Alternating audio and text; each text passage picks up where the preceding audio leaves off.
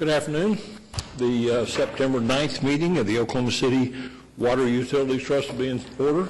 First item on the agenda is the approval of the minutes from the August 26th meeting. Approval. Second. A motion and a second to approve the minutes. Are there questions, comments, additions, corrections? Hearing none, voting please. Minutes are approved. Next item is the consent docket. Move approval subject to individual consideration. Second. Motion and a second to approve the consent docket. Are there matters to be discussed? Chairman, I've got a couple of questions. Okay.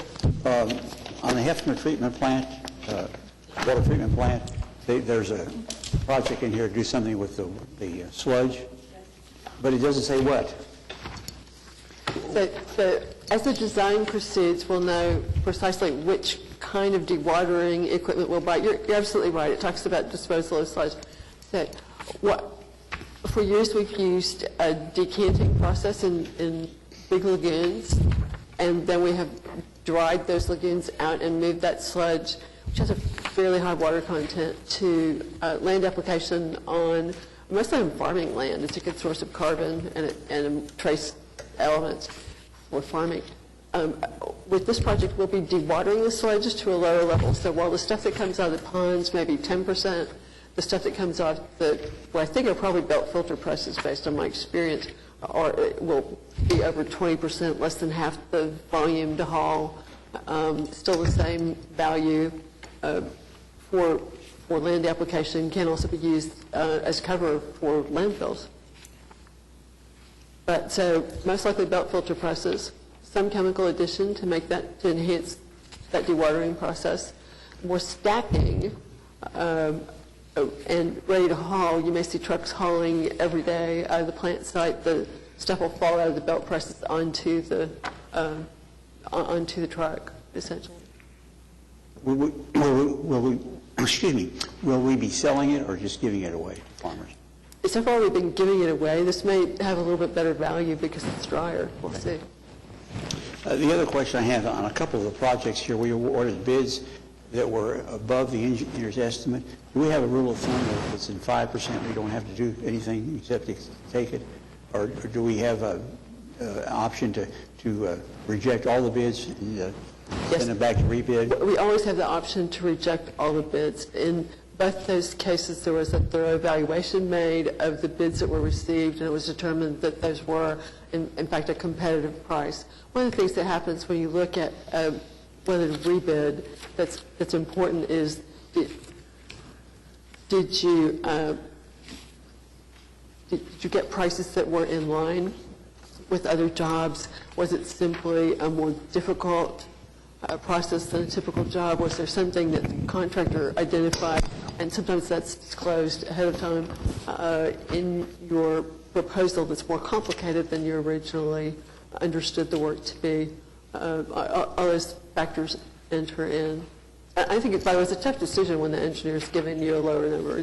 I wouldn't want it to become a habit. No, sir. Because I think the bid process is important. It's a clear indication that we're going to do what's right. And I think that if we vary from that very often, we're going to come under some criticism. And I think it's justifiable. We're gaming the system. Yes, sir. Yes. We just got through telling a consultant that one of the things we enjoy was the public trust. This is not going to help that at all. I agree. Did you have another one, Pat? No, there's we had a couple of projects that we took the high bid on. So the awarded bid was higher than the engineer's estimate. Yes, sir. I have a question on 3B. It's the new road around, it's the northwest section of the road, north of Draper. Is that going to be similar to the road that goes around the lake, except for that north part? Is it going to be that kind of construction? Yes. As opposed to what's there now? Yes, we're improving the quality of the road. Upgraded quality.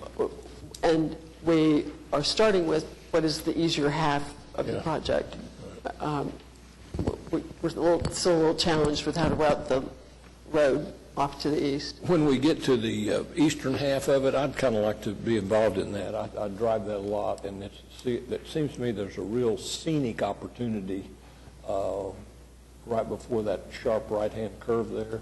I wouldn't mind at least participating a little bit. I'd like to see the road go up so that you had a place to look. That's the only place on the north end of the lake that you might possibly be able to see the lake.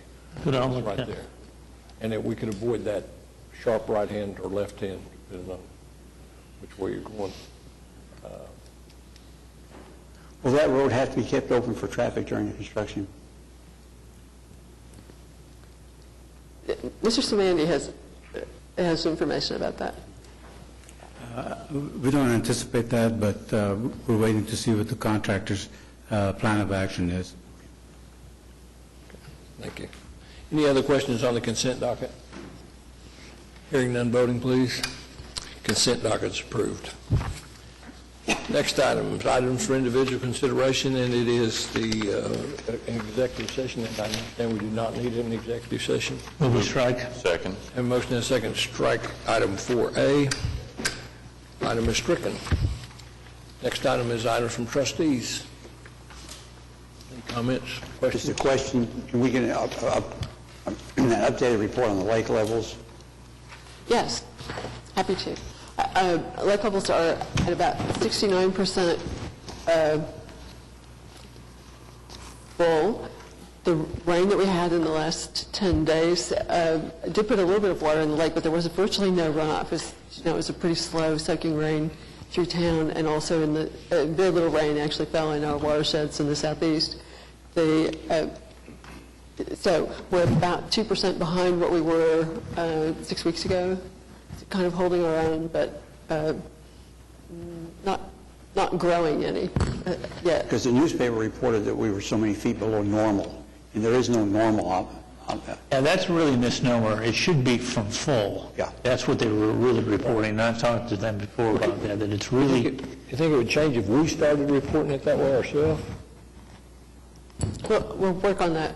I mean, on how we put that it's information. not only is it in the paper, I mean, we see it that way here, but it's also in the fishing report. I see that fishing report's in the paper, and it's always reported as normal, and we've had this discussion once before. It's not normal. It's not normally full. So, okay. Any other items from trustees? Matt, any comments? Hearing none, the next matter is the General Manager's report, and we have a presentation on the Tinker Air Force Base municipalization update. Trustees, our consultants are here today to give you an update on the project. Brett Weingart's the lead staff person on the project, and all of the operating division heads are involved. Bob Woodhouse from MWH is the consultant speaking today. And Bob, would you like to introduce your team? Yes, I'm Bob Woodhouse with MWH. I'm joined by Suhas Padwarden from Guernsey and Associates here in Oklahoma City. Today's presentation is the first of 4 or 5 project updates that we're going to provide to you over the next 4 or 5 months to update you on the progress of the project. This is the project work plan presentation.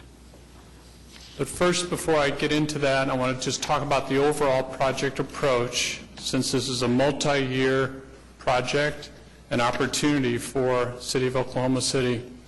We are now in the procurement phase, which is shown on the upper left-hand side. It's approximately 15 months long, and we're about 1/3 of the way through that right now. Once we go through that and we're successful with our proposal to the federal government, late next fall we'll be awarded the contract, and that'll begin what is called the transition phase. And that's a pretty intense 3 or 4 month period where we work with your staff and the staff at Tinker Air Force Base and take over ownership of and operations and maintenance of both our water and their wastewater systems. We do a joint inventory of the assets. There's actual bill of sale to sell the assets. And then at the end of that 3 or 4 month period, at the end of transition phase, you'll be responsible then for operating and maintaining their water and wastewater systems for a period of approximately 50 years. That will then start what's called the performance phase of the project. That's the 50 years I've been talking about. During the performance phase of the project, see, as we do this proposal during the procurement phase, we're basing it upon the information they provide to us, what's in the solicitation, what's the inventory they provided. And we're actually going to do a site visit there in a couple weeks. About 10 or 12 people from the trust, as well as 4 or 5 from our team, are going to go and visit a lot of the facilities. So we're going to report back to you on that in our October meeting. But we have to make a lot of assumptions, which are all going to be very well documented in the proposal, so that once we take over this performance phase, then we actually own the assets. At that point, we're going to enter a due diligence phase. And this is one which is shown in the lower left-hand portion of the slide.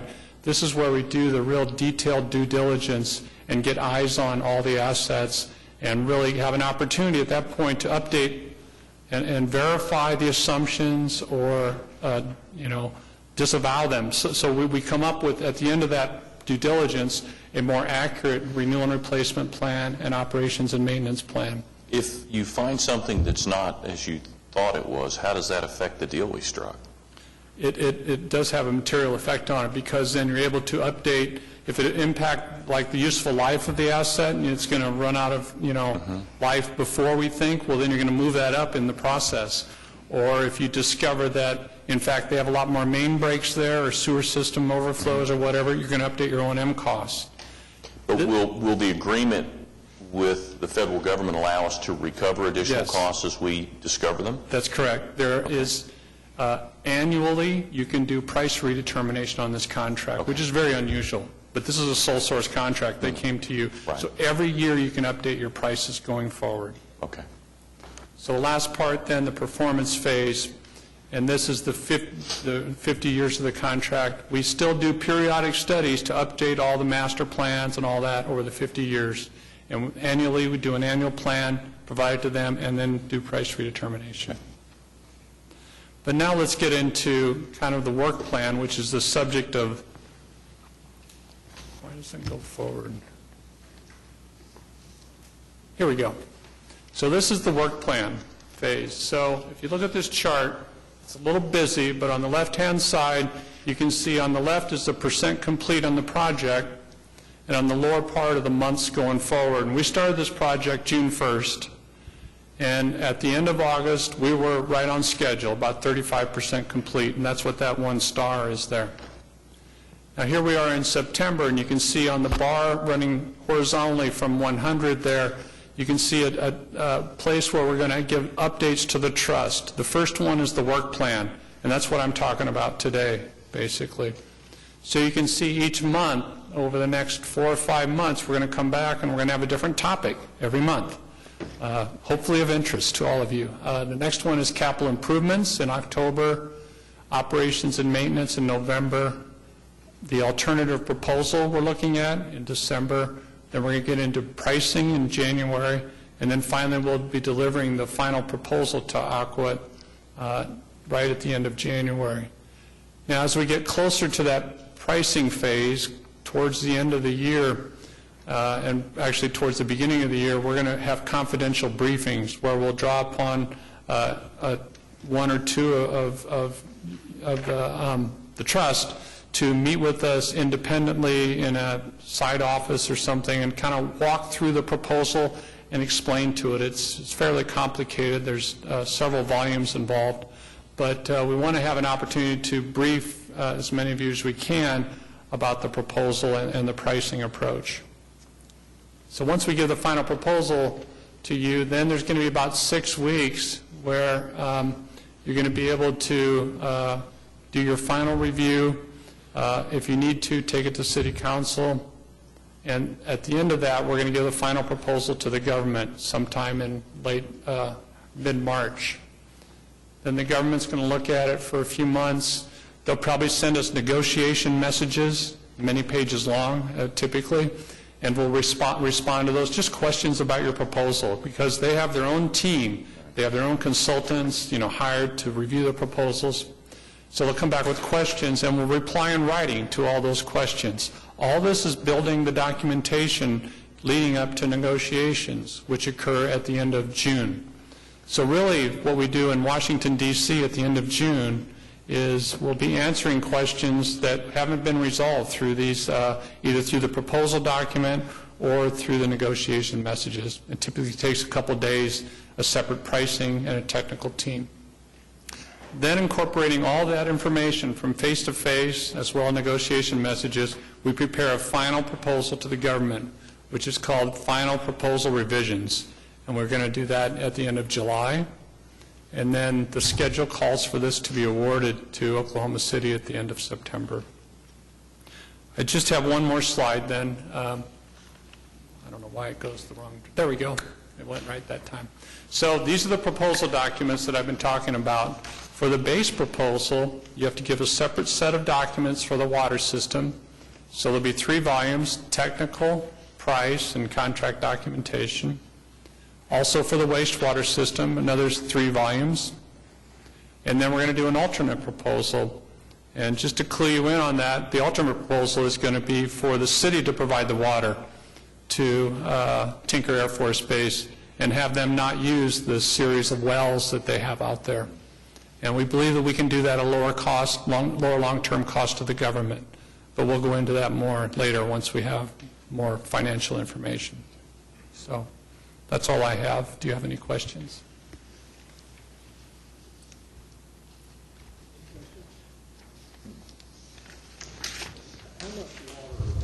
How much water does Tinker use from wells right now?